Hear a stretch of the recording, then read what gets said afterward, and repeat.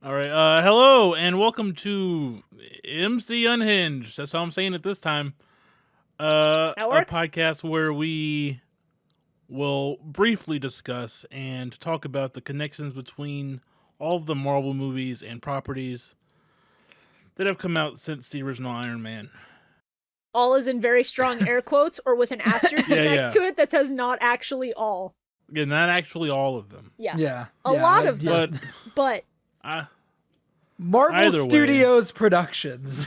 Yes. Even that's a bit of a stretch, because then that means every Agent Coulson short.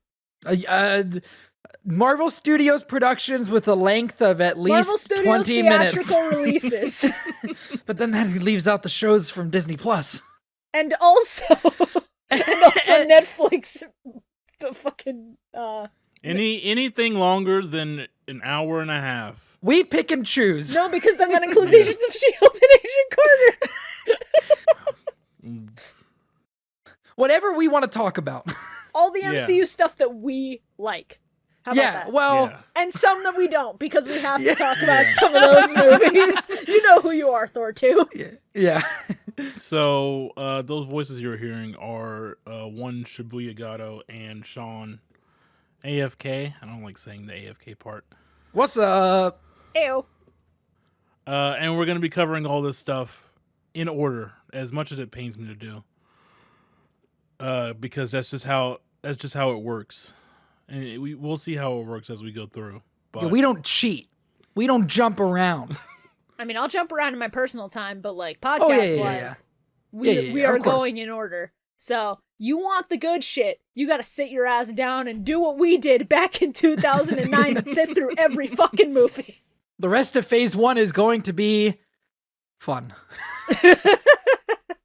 So, for now, we'll be covering the original Iron Man, released in 2008 with a runtime of 2 hours and 6 minutes, directed by Jon Favreau and written by Mark Fergus, Hawk Otsby, Art Markham, and Matt Holloway.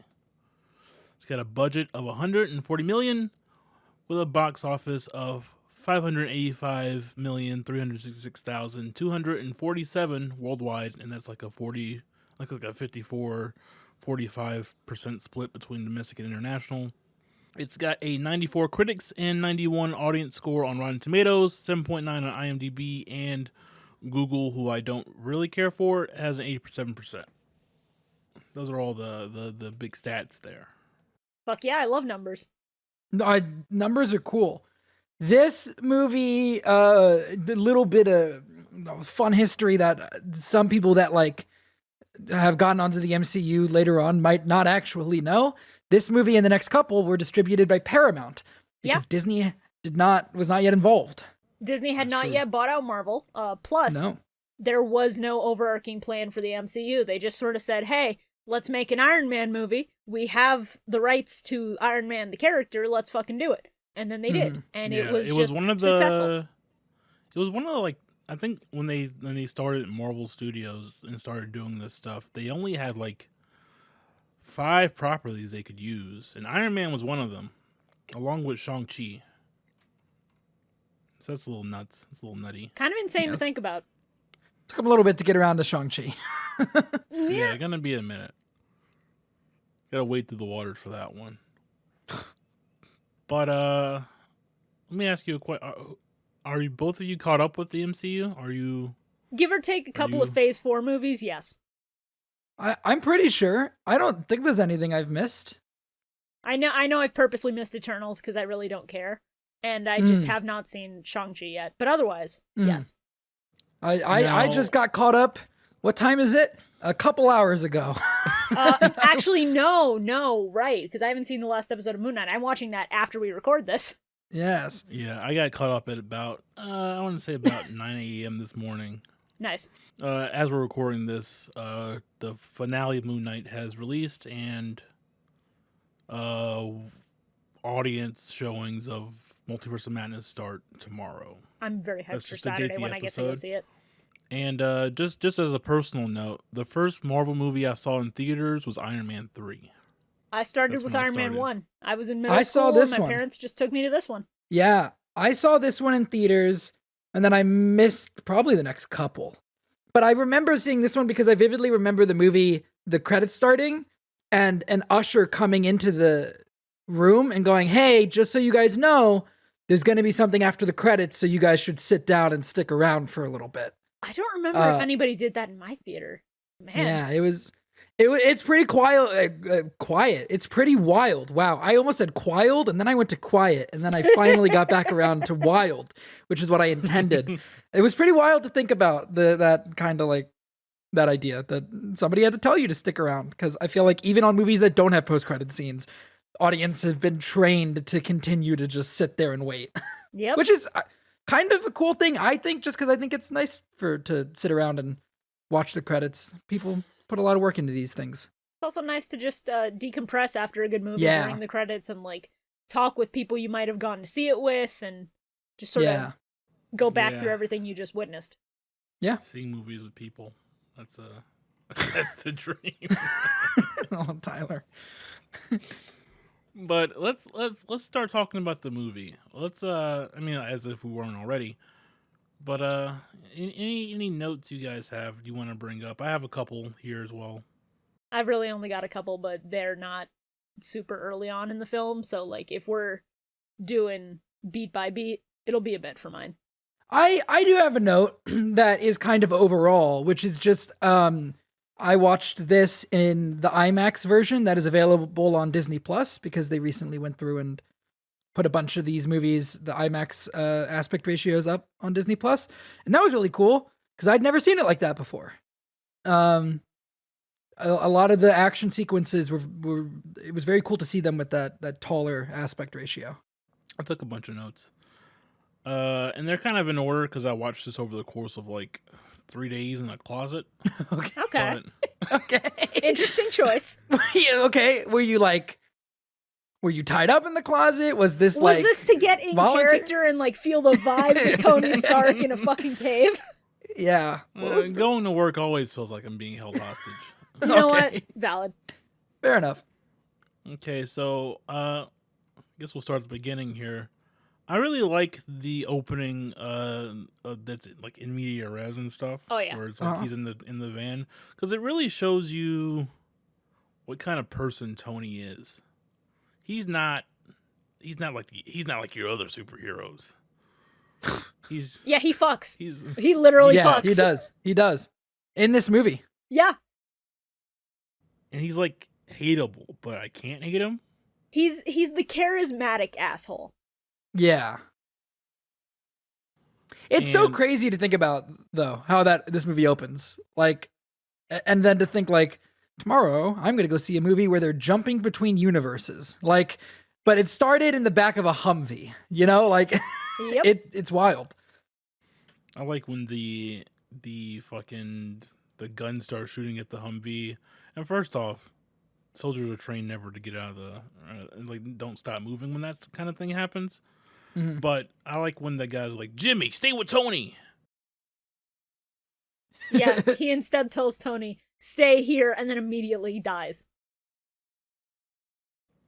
That bit also looks really good in IMAX. That's one of the sequences that's in IMAX on the version on Disney Plus. That looked really cool with just how big it was. Yeah, visually this movie just holds the fuck up. Oh, it looks great. The directing, the fucking choreography for a lot of just the action, really good. If I would say that if people ever, because there is the ongoing complaint about how MCU movies look today. A lot of it has to do with how they're lit. Doesn't really super bother me a ton, but I think if you ever don't understand what people are talking about when they say that, throw on this movie and look at just this movie looks so different from anything that they make today. Like it's properly lit. Like well, the sheer amount of darkly lit scenes in recent movies is because they're so special effects heavy. Whereas this one has an obscene amount of practical effects, and I've owned the Blu-ray for this movie since about 2009. I've seen the behind the scenes shit more times than I can count. They had practical suits for the Mark 1, for the Mark 2, and for the Mark 3. And they look fucking good in this movie.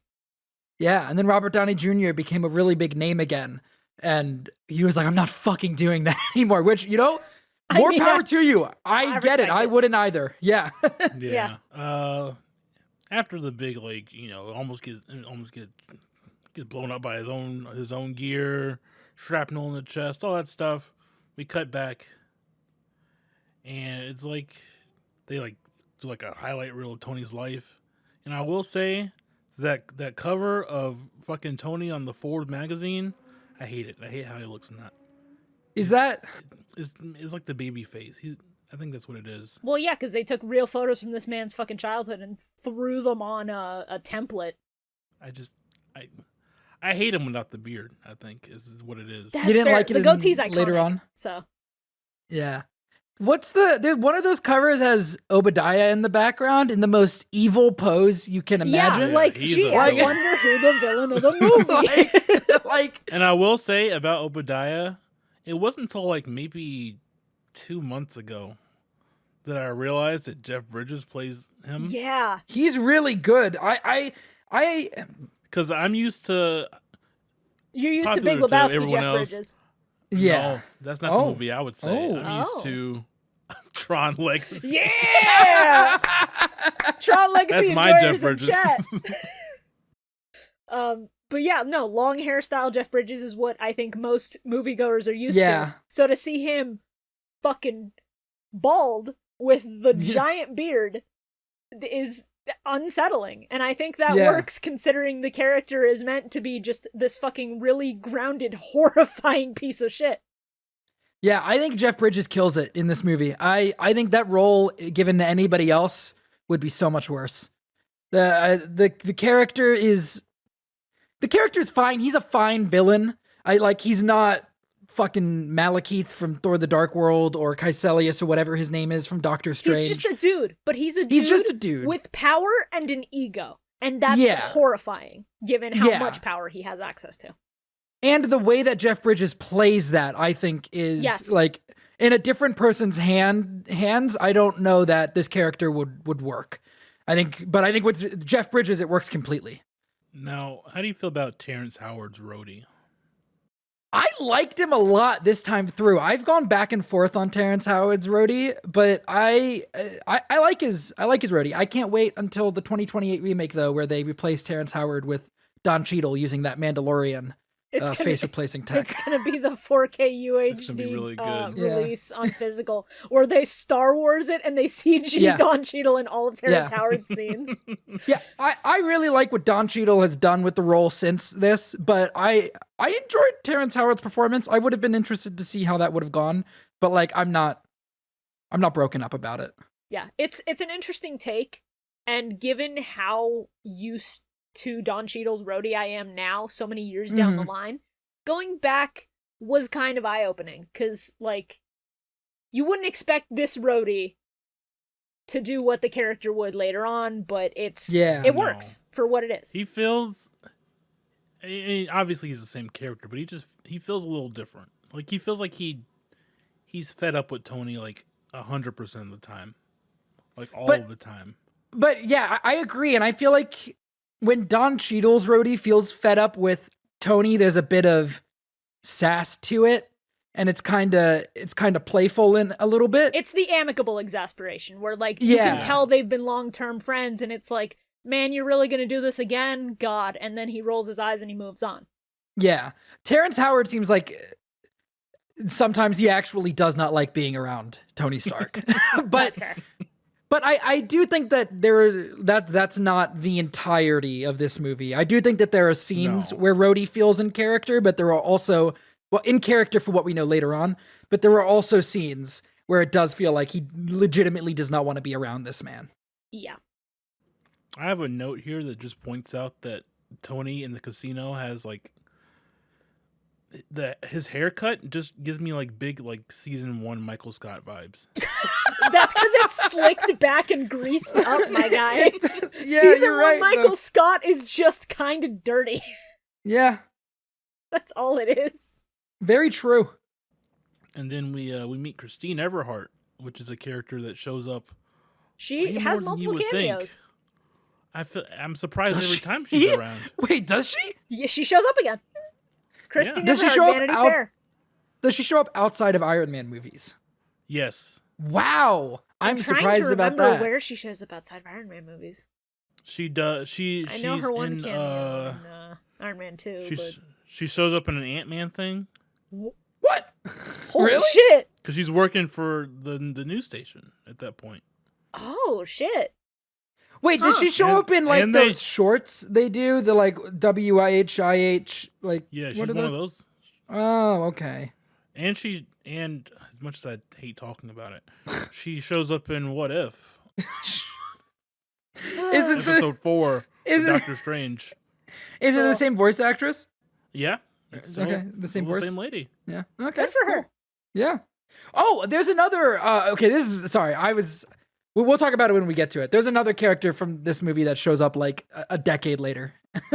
I made a note of Alexander the Great, but that's for 20 years from now when we finally cover Moon Knight.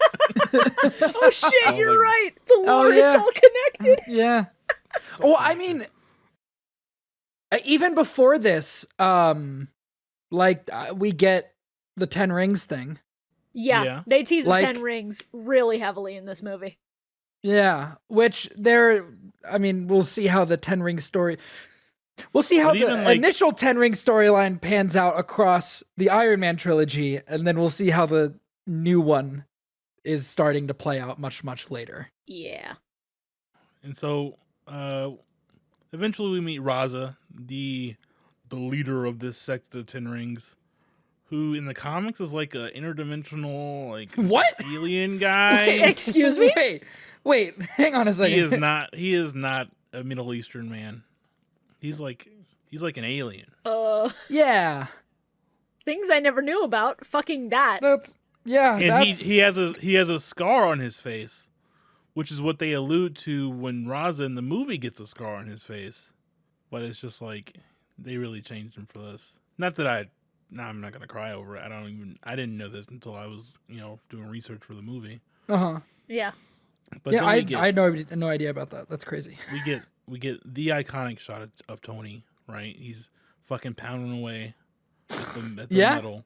Okay. The metal. Yeah. Of course. Yeah. Not the weird sex he has with Christina Everhart. Yeah, Where it's a little Pepper, weird when he cackles at the end. Yeah. Then Pepper tells her that sometimes she has to take out the trash, and I thought that was a good line. That's a good line. Their banter's really fucking good. Yeah. These movies tricked me at a young age into thinking that Gwyneth Paltrow was a normal human being, maybe even possibly charismatic. Yeah, Really good trick. They really played us. He played the hell I out mean, of us. she collects that paycheck because she is a fucking actress. So some other cool things, which is the one of Mike's favorite lines, and one that I have on my soundboard. That's how Dad did it. That's how America does it. And it's worked out pretty well so far. So far. Yeah. So good. The entire Jericho presentation is just fucking amazing. That's another, not to just point out every sequence that looks different in the IMAX version, but that's another one that does, and it looks because it cuts to the mountains, it's just they're really big, and you just see these massive explosions. It's pretty awesome. It's a shot so good they use it again in Far From Home. Yeah. Oh yeah, they do. Oh yeah, they sure do. And then he built a suit, and him and Yinsen break out. Yinsen, yeah. Yinsen got off his ass and did something all the way back in 2008. Good for him. That's why he's so busy during all the KH games, because he's doing this. Yeah, he's in the cave. Listen, he's got to escape. But Yinsen's a sad character. Yeah. But we'll see him again. We'll see him for half a last second. time. Again. Yeah. I do like his final words, which was like, "This is always the plan, Stark. Don't waste your life." Yeah. Mm-hmm. What a guy. Very motivating stuff for a hero. Yeah, and then Tony kills a bunch of people, which I think is pretty cool. Yeah, like a lot of people. Cool. When that I think it's cool he murders a bunch of people. When that practical Mark 1 suit is just standing there with 2 flamethrowers on the fucking arms and he's spraying, that shit's good. That shit's so good. It's so good. Yeah. I think it's a weird thing. Not a weird thing. I think it's an interesting thing about this movie is that it feels like the hero's journey is like really truncated to the first 42 minutes, and the rest is just like now we gotta see what happens after that. Now he's escaped from the pits of hell. What's gonna happen now? And everyone kind of weird camps him for not wanting to make weapons anymore. Yeah, everyone just goes, bro, cringe. Yeah, Yo, it's a little bit of a weird reaction from some of them, not from all of them. Obviously, Obadiah's reaction and Rhodey's reaction, but like, I don't know. I feel like somebody would have been a little more understanding. I mean, like Rhodey's like, yo, oh man, I'm glad you're back to making weapons, dude. Let's get it. Let's go. And Tony's like, no, this isn't for the military. This isn't not something like that. This is mine. And then he just goes, all right, bud, I get it. You need some hookers and you need a week to yourself, and then you'll get back to it, huh? Everyone's just like, yo, sure, you were kidnapped and held captive by the people using the same weapons you made, but you're gonna keep making those weapons, right? You're gonna keep making them, right? Yeah, to be fair, these people have known Tony for years at this point, and so his sudden fucking 180 is jarring for them, which I get. Like, Pepper and Rhodey's reactions I can kind of understand, even if Rhodey should have been a little more sympathetic considering the state that he found him in the desert. Yeah. I feel like I'm because I don't know. Well, this Rhodey seems like he's the military guy first, at least at the beginning. So I do understand that reaction. I did have a question that just popped into my head that is somewhat related. Is this your guys' primary exposure, like this version of Tony Stark? Is that your primary exposure to the character? Because for me, the only versions of Tony Stark that I really know is this one and the one from Iron Man Armored Adventures. I knew yeah. you were gonna say it. Oh, don't talk to me about Armored Adventures. I remember watching that show. That's like, I've never been an Iron Man guy in the comics. I didn't watch, I know there was a 90s show around the time they were doing all those 90s animated shows. But I never watched any of those. Like, or it was either a 90s show or like a 60s show or something. There's the much older stuff, which I think is 60s. Yeah, the theme song for that plays throughout this movie a lot, like way more than you would think, but in different forms. Mm-hmm. The most notable one is the Rhodey's ringtone for Tony, but it plays like in the casino. It plays when he's flying for the first time. That is a leitmotif. Huh. Oh yeah. It's just funny because I've since read not Iron Man comics, but comics where Iron Man appears. And like, we were talking about how this version in here is kind of like the lovable douchebag. But man, whenever I read him in like team up events, he's kind of just an asshole. Yeah. He kind of just sucks. The few comics I've read, I've been exposed to a little bit of Tony Stark in those. Man, they write him to be a fucking ass. Yeah. The only thing I knew about Tony Stark before these movies came out were that he was an asshole and that he had an alcohol problem. And that was it. Yeah. That's all I knew about him. One thing I like to point out is not Kevin Feige, fucking Jon Favreau in this movie as Happy Hogan. Oh, I love it. So good. He's like barely a character in this movie, but he seems like such a bro. Yeah. And he I did chuckle when he's like, oh God. He's like, I thought I lost you there, and he's like, you did, sir. Had to cut across Mulholland. Or because he's so different in Iron Man 2. I have not seen Iron Man 2 in a long time. Oh, I'm sorry. I remember that movie way too well. I'm sorry. I really love Happy in this movie. It's surprising to see him here and think about how big of a mainstay he's going to be throughout the rest of these movies. I mean, it's also weird, like juxtaposing him against like No Way Home Happy, where he's like fat and old. Yeah. Where here he was like young and buff. Yeah. I mean, he's still around, like. Yeah.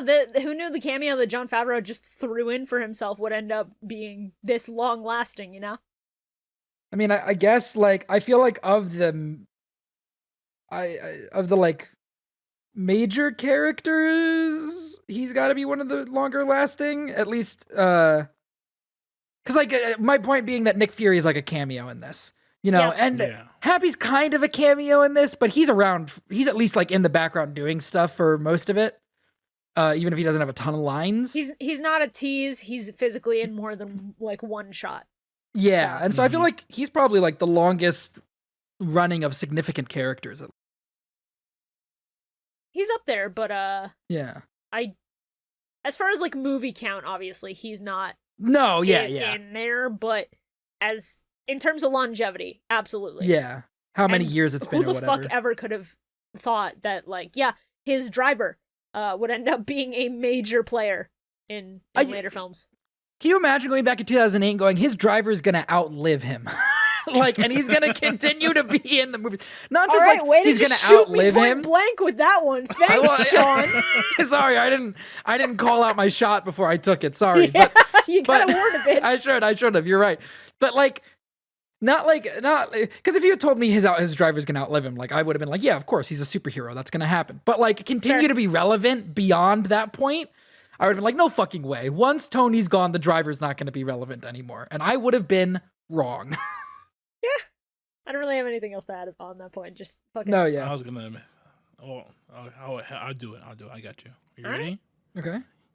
Well, he's got to stick around for Iron Man Jr. Oh, God. All right, well, it's been fun doing this podcast with you, Tyler, but... I want you to know that I'm going to bully anybody in the comments who unironically talks about that. Yeah, come on, guys. If you're ironically poking fun, you're safe. If I see any hint of seriousness in your text, I am going to hurt you. Verbally. Oh, no. Not okay, physically. verbally. Yeah. That's an important distinction. This is not a threat. This is just me saying that I will harass you on youtube.com. Well, it's a threat, just not a physical threat. Yeah, that's fair. I like MCU Spider-Man a lot, so Me too. People shit on him, and then I go, I'm sorry there can't be more than one version of this character that exists in multiple universes. Literally look at Spider-Verse, hello? Well, we've already nailed down that at least one of the controversial issues of the MCU we're all on the same page of, and we'll be safe during. Thank God. I was actually getting very scared about that. So no, yeah. It's good to know that I'm with cultured people on this podcast. Yeah, Tyler and I are both huge fans of Tom Holland's. Good shit. So, of course, Tony has his famous cheeseburger bit in this one. Yeah, his American cheeseburger. And then I noticed this time that I'd never noticed this before, but I noticed that when he's getting out of the car, Obadiah's like, "Did you get me one?" And he's like, I only got one. Yeah. And then he sits down and he pulls out a second one from his coat, from his jacket. I had never noticed that. Because I never realized he finished the first one when he was talking to Obadiah. I thought it was the same burger, but I realized this time he pulls out a second one. But do you know the cheeseburger story with RDJ? Or I don't. You want me to? So back when RDJ was hooked up on drugs all the time, he had a car full of drugs, eating some Burger King or something. I don't know if it was specifically Burger King. But, I believe it was Burger King, and that's an important factor. Yeah. And he was so high on drugs that the burger tasted bad. The burger tasted bad, and he came to a realization that he needed to get his fucking shit together. Really? The shit burger made him realize. Yeah, and so he took all the drugs in his car and he dumped them in the river. Really? Yeah. Yeah. That's the power of a shitty burger. Yeah. The power of Burger King. They don't call him the king for nothing. But here at this meeting this press conference that Tony calls, we get our first appearance of Agent Phil Coulson. Yo, Coulson. Hell yeah, Coulson. Big Coulson fan? His suit is way too big. Yeah, it does not fit him. He's just a little guy. Look at him. It's his birthday. He looks a little silly in this movie. He's very goofy. The way he's played in this movie is just very yeah, I'm meant to be this big, serious guy working at a classified intelligence organization, but also I'm just a little guy. Yeah, I feel like Clark Gregg does a really great job playing Coulson as the goofy kind of I'm a badass spy man, but I'm also kind of a silly spy man. Yeah. And I don't think they'd quite realized that at this point, obviously, because I'm sure I don't know if at this point they had planned for Coulson to do a lot, but I doubt it. I doubt it. Yeah. But once they kind of realized that Coulson was going to be recurring, I really love Phil Coulson. Yeah, he gets to play to the strengths of the character once they have that more fleshed out. Like, even just, I believe in Iron Man 2, when he shows up again, you can see the evolution of his character immediately. Yeah. And just how much more fun and lighthearted he is, despite, working for fucking S.H.I.E.L.D. Yeah, the Strategic Homeland Intelligence Enforcement and Logistics Division. He just carries himself a lot more relaxed. Yeah. In future appearances, which I think works a lot better for the character and for Clark Gregg. So we get here's a scene that I cringe at every time it comes up, which is the scene where Pepper has to help him change out his arc reactor. It's really gross. It's very gross. It's good though. Gross, but it is kind of funny just because it's their banter. No, not like cringe in like a oh, it's just hard to watch. Shawn just dabbed kind of way, like a cringe. Dude, that would be cringe. That would be cringe if I did that. Cringe in a it's really gross kind of way. Yeah. Yeah, I get you. Like if I flossed, Yeah. No, but you should floss. Like, Jesus no, but Christ, like man, the dance, I mean. I should have seen that one coming. I walked into that one. Mm-hmm. I'm just gonna mention I was rewatching this movie with my mom because this is like the one nerd thing that we have is that we watch all the MCU shit. She took me to see Iron Man 1 in theaters, and that's what got me started on, like, Tony Stark, that's my fucking dad.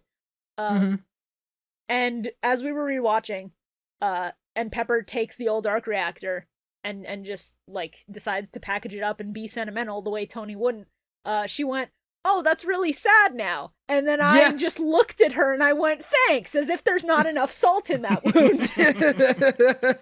In case you couldn't tell, Tony Stark is my favorite MCU character, full stop. There's a lot of reasons for that, but fucking that's my dad is like the big one. Yeah. He's a very good character. Yeah, one of the best, yeah. So an hour into this movie, we finally get Jarvis. Jarvis shows up. Oh man, Jarvis! That's crazy. Yeah. As Tony's building the Mark II. Do you guys know the story? I feel like this is a much more common story. You guys know the story of Paul Bettany getting cast as Vision? I do, but go ahead and tell it. Hold on, give me 1 second, because the AC just turned on and that's gonna fuck with my recording. So I need to shut it off. All right. But yeah, Jarvis showed up in the Christine Everhart post-sex scene thing. Yeah. Well, I will just tell the story for the audience if they don't know. Paul Bettany, if this was before Age of Ultron, had been like at a meeting with I think one of his managers or something, like with a studio or something, and they pretty much told him your career's over, like you're not going to be a big person in Hollywood ever again, And he, got upset and he left, and he was sitting outside wondering, is my career really over? Like, what am I going to do? And then he got the call from Kevin Feige saying, "So you want to play Vision?" It is a pretty good story. It's just crazy. Like, that's another role where you see the character or this like AI thing, and you're like, they're never going to be more than that, Boy, we didn't know. We had no idea. We had no idea that he was going to be in a sitcom later.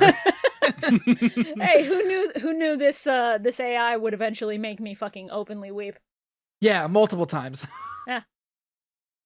Who knew this AI would pave the way for future gay rights in Marvel? Yeah. If you know, you know. If you don't, please be excited for Phase 4. Or maybe 5? We don't know yet. It always caps with an Avengers. I feel like it has to be Phase 4 at this point. Tell us, Kevin, please. Yeah, Kevin, tell us. We'll announce it for you. I promise you it'll be a great way to do it. I know you probably want to do it at Comic-Con or D23 or something, notable, but No. That's too many eyes on it. Yeah, exactly. You want to get it in under the radar. Hey, if you want somebody to leak that for you, we can leak that for you. Just give us a call. Yeah. Hit us up. I do have a note that's pretty like related around what we're talking about. Okay. That Iron Man suit up sequence, dude. So good. That was my note right here. Yeah, good. I actually, like, as much as I think the nanotech stuff is really cool and I really like it, I do miss the visual of all the, like, mechanical pieces coming together and, like... Every time there's a bunch of arms putting shit on Tony, I love it. It's so good. I think my favorite, and I'll extend this question to you guys, what your favorite Iron Man sequence suit up that you can think of is, but I think my favorite is in the beginning of Avengers when, I guess it's not a suit up, it's a suit down, but when he lands after fixing that water pipe or whatever, and as he's walking, the suit is taken apart, like taken off of him. Yeah, no, that's the exact thing I was thinking about. There's a lot of good suit ups, but I think my favorite, and such an underrated one because of where it comes from, the briefcase in Iron Man 2. Yes, Nobody I was also can tell me that shit is not the coolest suit up. I do love the football, dude. That's a good suit. That's a good suit. It's so good. I think that's probably my favorite suit up. Because like I said, mine isn't really a suit up. It's like a suit down. But I think you're right. That's probably the best actual, like, putting the suit on sequence. It's also just the coolest idea for a portable suit pre-nanotech. Oh, yeah. Because the whole point is that throughout all of these movies, Tony's tech gradually gets better and he streamlines the whole process. So why wouldn't his next idea after this movie just be, hey, here's a suit on the go in case shit happens when I'm out and about? So it's so good. And him just reaching in and then it coming on and gradually going to the reactor. It's so good. Yeah. And I feel like this movie has starts a bunch of things for action movies going forward, including like mech suit HUDs. I feel this is like the kind of in helmet shots that they do. Yeah. I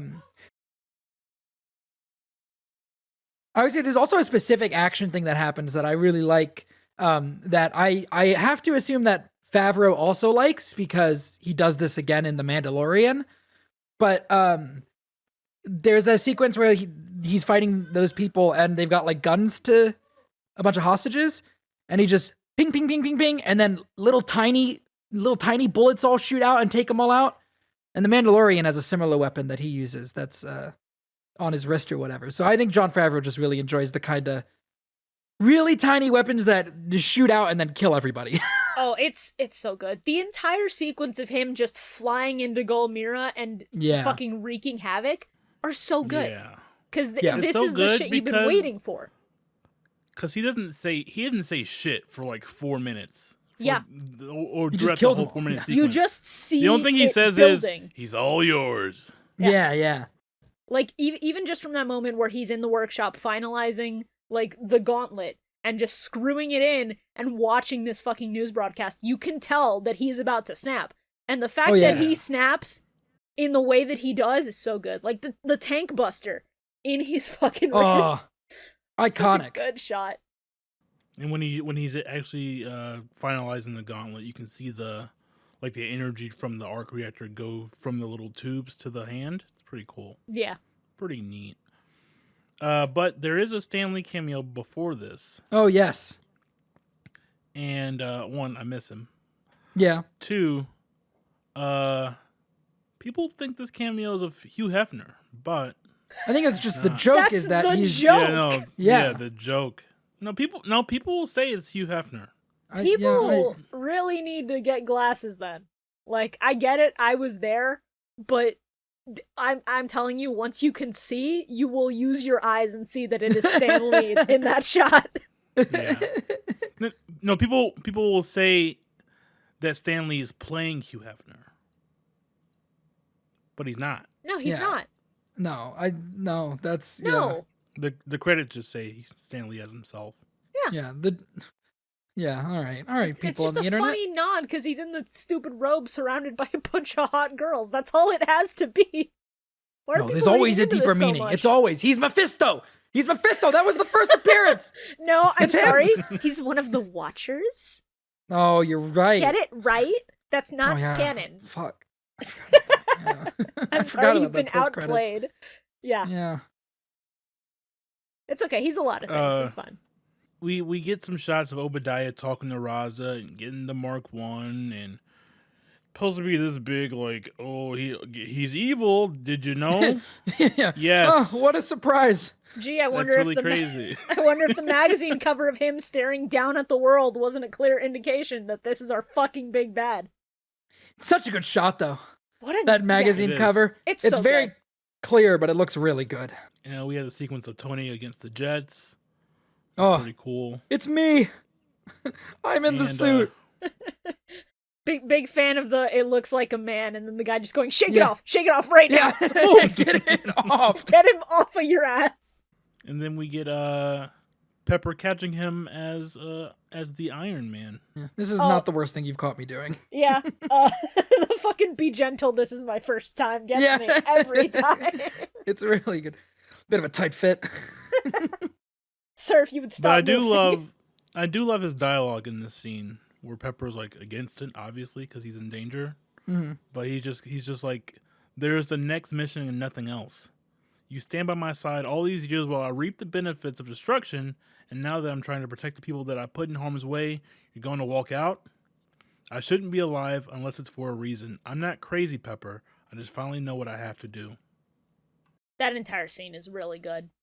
It's so good. I think it's so impressive how well they managed to keep Tony Stark in character for a decade.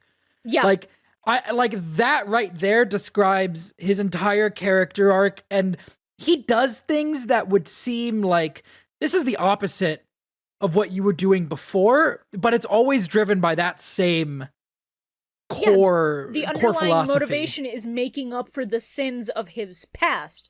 Even if he did not directly commit them, he feels utterly responsible, and he has to be the one to fix it, which is why he's constantly building shit, which is why he's constantly, like, going on these missions, and that through line is so well handled. Yeah. And the fact that they still have room for character growth within all that throughout the entire MCU. I love Tony Stark so much. What can I say? Tony Stark is very, very good. I love him a lot as well. Clearly, not quite as much, but... Yeah, no, But that's okay. Everybody's got to have theirs. Everybody has a favorite. That's very true. I love Wanda and Vision to a degree that I probably should not for how little... I mean, now they've had a lot more screen time, obviously, but even before WandaVision, for how little screen time they had at that point. I can understand it. I have conflicting feelings, but that mostly comes down to some writing things with Wanda's appearances. And we can get into that later once it becomes when we relevant. get into it. Yeah. When we're old and gray. Yeah. So we get the scene of, Pepper going into Tony's office to get the files, and she finds the video. Menacing. And then Obadiah walks in, but I did have a good chuckle when she's watching the video and she doesn't know what they're saying, so she just types translate. It works. It works. Hey, technology. Nobody does it like Tony Stark, Exactly. Yeah. That scene is so scary. I also love that the translation is literally read by Raza, and you can tell it is just his voice. Oh, yeah. Good on him. You gotta get the extra bucks. Oh, absolutely. Yeah. And then we get the other, and then she's walking out. Fucking Coulson's there, which is set up in the movie pretty well because Tony makes that appointment at the gala, the fundraiser or whatever, like offhandedly, but Coulson takes it seriously. They consistently set up this bit with Coulson, where he becomes relevant because he's insisted on this meeting, and it's this script is really tight with all the little things it plants and then pays off. Mm-hmm. And then we get one of the most quoted lines in the movie. Tony Stark was able to build this in a cave with a bunch of scraps. And I love that dude comes back. I'm pretty sure it's the same actor. Yes, it is. Actor. Yeah, in Far From Home. It's so fucking good. Yeah, it's so good. Little Ralphie. Yeah, it's so incredible. It's like, well, I'm not Tony Stark. We completely glossed over this, but I wrote a note that I just feel the need to bring up because of how Okay. It shows how ridiculous fucking Obadiah Stane actually is. That right after the press conference, when he's going to meet Tony and talk in front of the arc reactor, he is on a Segway to go across a parking lot with his Cuban cigar in his mouth, and then he steps off of the Segway to walk into the building just to start talking to this man who's tanked the company's stocks. I just think the entire picture of that is like a perfect indicator of how absurd rich people can be. Hey man, it's a long walk from the parking lot, okay? Yeah, it's but like a fucking 5 minutes. Segway, bro. Like, you don't like it was kind of hot out, like the sun was out. You don't want to like sweat in the suit. And Yeah, but like, when did Paul Blart come out? Paul Blart, I think, was like 2010. Paul Blart. Hold on. Okay, it was the year after. It was 2009. It was the year after this. So. Oh yeah, Damn. it was. Still funny as fuck though. Like that visual. Oh yeah. So good. And then we see Obadiah paralyze Tony with the little machine. Yeah. And you can instantly see Tony go pale as shit. That's a terror. You were talking about the visual of like switching out the arc reactor. Whenever Obadiah uses that paralyzing The thing, veins I hate bulging it. is horrifying. Yeah. I hate it. I don't like looking at it. Yeah. Why didn't he just kill Tony? It's a good visual. Well, because he's a villain. Villains never kill the hero when they have them trapped. Come on, Tyler. I mean, he knew. I'd be a terrible villain. He knew. I'm gonna kill you. Is that a good villain or a bad villain? Good practically, if there was a bad camera theatrically. Okay, yeah.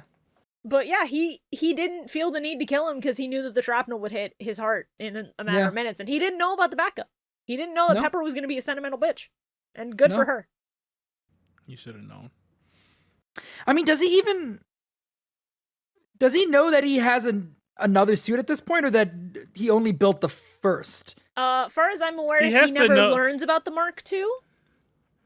No, he has to. He knows about the suit because, or at least knows that there's another suit because of the reports about the Golden stuff. Yeah. Okay. Yeah. Because you see him sitting somewhere in like a fancy coat or not a coat. Oh no, actually, Raza straight up like mentions sipping it. wine. Oh, Raza mentions it. Okay, yeah. that Tony went in and took out a bunch of his men with Yes. like, an upgraded version of the suit. So paid yeah, us technically he trinkets to knows, kill a but he just prince. doesn't give a fuck. Oh, that's a good line. It's so good. And so he replaces his arc reactor with the old shitty one. Then we get the best line in the movie. Yeah. We get the best line in the movie when fucking Terrence Howard comes down there and he helps, like, he's getting him ready to go, and he's like, I need you to keep the skies clear. And then Terrence Howard looks at the Mark II and goes, next time, baby. And then he never does. Let's go. Which, He did not get it next time. technically the character does, but Bro, when is Marvel's What If Terrence which is Howard actually stayed as crazy. Rhodey? Because there are Season 2. there are schematics of War Machine in the credits of this movie. yeah.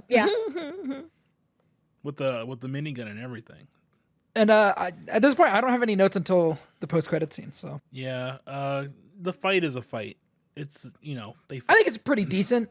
I like when I love alright. when the motorcycle goes by and Obadiah grabs it and fucking the dude goes flying and Obadiah just smashes Tony with a motorcycle. Oh yeah. Like I like when the mom runs him over. He just goes, lady, relax, and then she doesn't give a single fuck. But to be fair, dude, me too.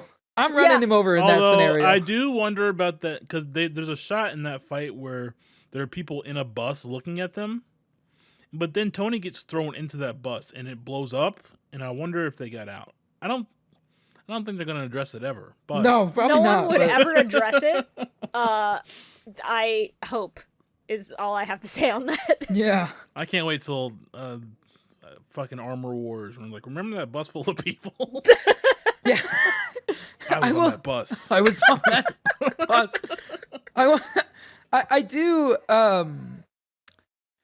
like we were talking about like darkly lit scenes for effects stuff. This fight is a little bit of that. Not anywhere near as bad as some of like there are a couple of shots in this fight where it's a little hard to see where Obadiah ends and Tony begins when they're like grappling with each other. It's never gonna be Venom tier bad. I was literally just about to say it's nowhere near as bad as any time anybody fights in Venom. Not even any time. The final fight with Yeah. Eddie Brock and fucking Riz Ahmed's character. Oh, That God. is the worst example of a CG fight I've ever seen in a movie. Love Legitimately. Venom. Can't stand watching Legitimately could not see who was who in that fight. Yeah. Yeah. So Do we have to cover that, Tyler? I mean, technically it is. Technically it counts. I have a Blu-ray of Venom on my shelf that I have never opened They have not opened. I need to buy a Venom Blu-ray now. Goddamn, that's content, baby. But I'm like, fuck, you're right. We might have to. Look, hey, at least we'll find out. At least we have, quote unquote, to cover Venom, and we can ignore Morbius. I don't know, dude. Yeah. I'm gonna ignore Morbius, okay? Yeah. We're not fucking covering that. Not to like spoil Morbius. Morbius was definitely I know, one of the post-credit movies scene that came we're out not- this year. Yeah. I don't care how good Matt Smith is as the villain. I'm not watching Jared Leto go I don't go even through know a if he's whole that movie great, to be without honest. actually saying the "just kidding, it's Dr. Michael Morbius" line. Yeah. They cut that shit. I love Matt Definitely- Smith. I don't know if he's even that great in that movie. Definitely one of the movies of all time. Yeah, one Sure of the is. movies that they made. It released in theaters. Sure is a Sony movie of all time. Yeah. But I do like how like Obadiah is like a cartoon villain at this point. Mm-hmm. Yeah. He's just like he points the fucking minigun at Pepper and he's like, your services are no longer required. Yeah. Which is like what I was saying earlier about like Jeff Bridges really sells this role. And I'm not sure the character works as well with a different actor. Yeah. You took out my targeting, Tony. Yeah. And he just keeps going. Like he's missing completely and he's like, I'm gonna get you eventually. I mean, these are the cons of putting yourself in a massive hulking fucking Yeah. suit instead of, a man-sized suit. Yeah. Yeah. Definitely some stuff there he probably needed to work out with his therapist, but he never gets the chance. No, but he should have. Oh, he definitely does. Oh yeah. Oof, he'd say some words to me. Yeah, like poor. He sure would say Yeah. that. Yeah. He would have Oh, called yeah. me poor. Oh, He yeah. would call all of us But then poor, we let's be get real. the iconic line of the movie. I've said that about 8 times now. Yeah. I good movie. am Iron Man. Ad-libbed. Iconic and ad-libbed on the day. I'm glad they kept it in. I'm so is that glad. ad-libbed? Yes. But were they always going to have him The reveal his script- identity, or is it just the way he does it? If I recall correctly, the original script intention was to go with the comic excuse of it's a bodyguard, Oh, wow. and yeah. then they would go on to reveal it later. What a fucking But then stupid... Robert Downey Jr. was just like, nah, No. let's fucking do it. And Yeah. then, hey, look how that turned out. At least they never tried to do the thing where the comics did, where they reveal, it's a bodyguard, it's not a bodyguard. No, I swear this time it is a bodyguard. Like, once you say it's not a bodyguard, you can't go back. Yeah. It's I think I like this direction because it really sets the tone for the rest Yeah, of me the too. MCU with secret identities, and we don't Yeah. have to Yeah. we don't have to go through the rigmarole of like, oh, I gotta do this, but my parents, my loved ones can't find out about it. No one can find out that. No, fuck it.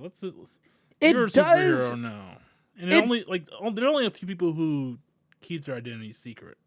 It does make it a little weird when they decide to do Civil War.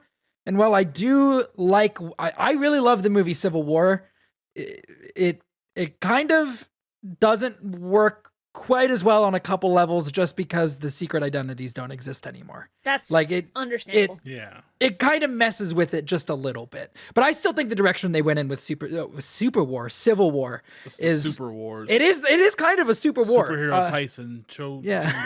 Yeah. It still works in a different way. Yeah. It's a good direction for where the MCU was at that point, and Yeah. I'm glad that instead of trying to like cut and paste this thing that would Yeah, not have it would have been worked, terrible. that Yeah. they decided to actually have a thing that makes sense and a thing that real people can actually have a discussion about, because Yeah. it also kind of applies to real life Yeah. to a certain degree. It's crazy that Marvel understands that adaptation isn't always just 1-to-1. Yeah. You actually can change some things in adaptation to make it work better. Change is not necessarily bad. No. You just have to make it work. Yeah. And then we get the credits music, which is Iron Man, Yeah. Hell yeah. good song, and then we get the post credits with one Nicholas Fury. No, he's full. The casting is so full. powerful it changed the comic canon forever. That's I true. Was there not a No. was there It not was, I think because the way I have it, or the way I remember it, is that they made Nick Fury looked like It's Samuel in Ultimate. Jackson. It's in the Ultimate comics. Yeah, in the Ultimate comics. Was it before the movie? It was. It was like in 2001. Yeah, it was. Oh, it was shit. Ultimate Nick Fury. Yeah. They made him like resembling Samuel L. Jackson. They joke that he looks like Samuel L. Jackson in the Ultimate comics before this ever. Yeah, it was an Ultimate Spider-Man that whole universe that Nick. Oh, great fucking run. One day I'll convince Tyler to do a podcast where we just do that run of Spider-Man because it's my favorite. Okay.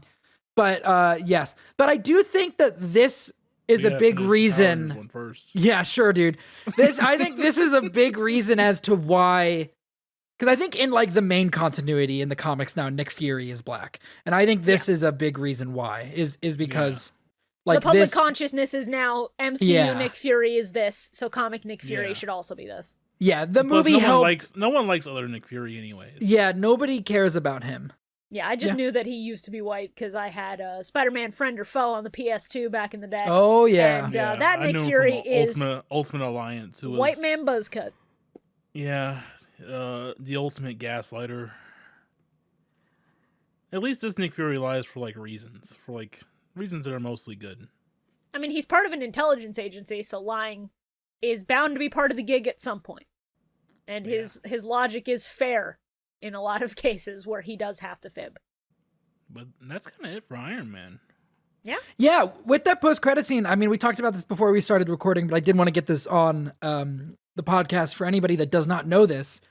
But they did shoot an alternate version of that post-credit scene that was, it didn't really... I don't think we even knew about it until they did that big Infinity Saga box set where they had a bunch of deleted scenes on there. And one of them was this alternate take at the post-credit scene where at the beginning, Nick Fury says, as if gamma accidents, radioactive bug bites, and assorted mutants weren't enough. So I guess at one point they were going to gamble on having the mutants and Spider-Man in this. I don't even see that as gambling on tying it into that. I just see it as the public consciousness for superhero movies includes that's true. Raimi Spider-Man, and it includes 2000's X-Men. So let's, wink, wink, nudge, nudge, while also throwing Hulk in there for when we release that in 6 months. Yeah. Could they use the word mutant at that point? I think so. The Disney buyout hadn't happened, so possibly. Yeah. That really only became an issue once, it was Disney versus Fox, from what I recall. Yeah. And that's when they got rid of mutants. They, fucking deleted the Fantastic Four. They just... Oh, in the comics, too, yeah. Fucking hell, yeah. But yeah, that's an interesting... I think it's interesting that they tried that. I like the version they went with better. I think it works to, start this universe off a lot better. But Gamma Accidents is an interesting one because wasn't at one point, I mean, I guess we'll talk about this next time when we do Hulk, but at one point wasn't that movie a sequel to the 2003 Ang Lee Hulk movie? I have no idea. I feel like it was because I feel like that movie ends with him in some South American place, and that's where the new Hulk starts. But I mean, as a kid, that's how I took it. Yeah, by the time it came out, it was not a sequel. But I think when they were planning it, it was originally a sequel to the Ang Lee Hulk movie. So let's talk about this connection the connections this movie has to all the MCU that came before it. Hey, guess what?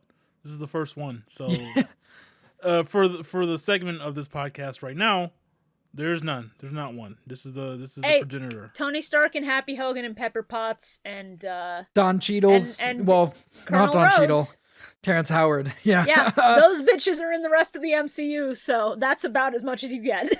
Yeah. Well, but as far as the visual I will make to go with this, I'm not gonna connect them to every other movie that comes before it.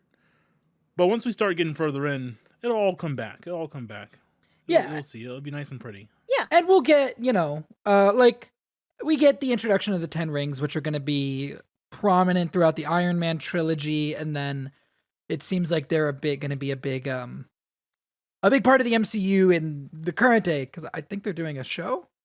I think Daniel Destin Cretton, I don't know how to say his name. The director who did Shang-Chi is signed on to do a Disney Plus series. Oh. That makes sense given the second Shang-Chi post-credit scene. I wasn't gonna as well as I mean, they're not gonna remember by the time we get there. And then also there's like a guy or two in Ant-Man and like Ant-Man 1 that has a tattoo. Oh, is it 10 rings? I know there's a Hydra guy in Ant-Man 1. Is there 10 rings connections as well? It's a Hydra guy with the 10 rings tattoo on his neck. That's weird. Huh. It is weird. We don't know how that relationship works. And they don't really bring it weird. up. But so as for the board, this is what I call it, the board. It's just Iron Man right now. Yeah. And there's no mini board. But let's get on to the next segment, one that Shawn thinks I'm crazy for. This is such a weird thing to do. This is such a weird thing to do, Tyler, but go on. I call it language. And I'll play a clip of Cap saying it so that okay. it's funnier. Yeah. So here's the chart. Hell yeah. This is so weird, Tyler. This is funny, though. So we got hard swears and we got soft swears. And so hard swears are things that I would never say in front of my mother. Like bitch, fuck, shit, and pussy. Those okay. I'll have you Oh, know. well, okay. If you count pussy, then yeah, I see it. See, now there are definitely two instances of pussy in the MCU, I know. One in Iron Man 3 and one in Ant-Man 1. So I'm on to something here. What do you want to? and then we got soft Tyler swears. MCU pussy hunter. Let's go. What do you want to? What is the conspiracy around the usage of the word pussy in the MCU?